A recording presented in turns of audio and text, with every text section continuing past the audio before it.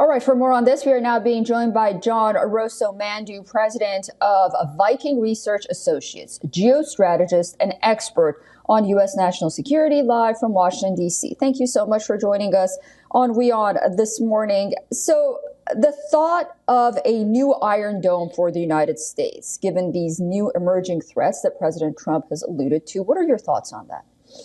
Well, my thoughts are that President Trump is likely thinking about the recent epidemic of drones that we saw in New Jersey that many said came from Chinese ships off the U.S. coast.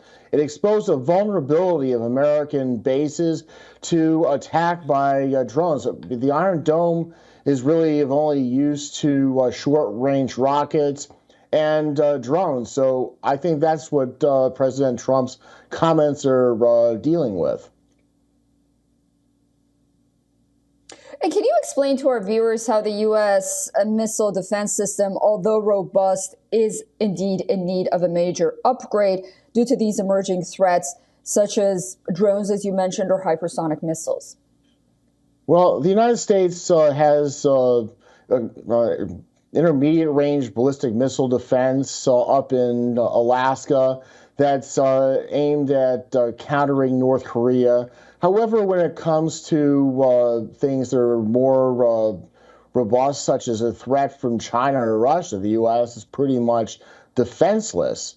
We have the SM-6, which is an anti-ballistic missile system that is on U.S. Destroyers and cruisers that can be deployed.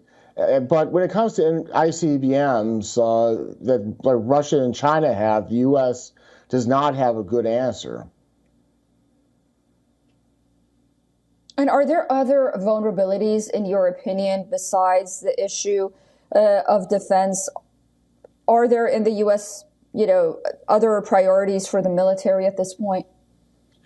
Well, I think the U.S.'s biggest problem is that a lot of our equipment is old. We haven't replaced our warships. We don't have the industrial base that we once had that won the Cold War against the Soviet Union 30 years ago. So I think that right there is the biggest concern. But I think when it comes to missile defense, the U.S. needs to work on space-based platforms and return to kind of the vision that Ronald Reagan had with his Strategic Defense Initiative 40 years ago.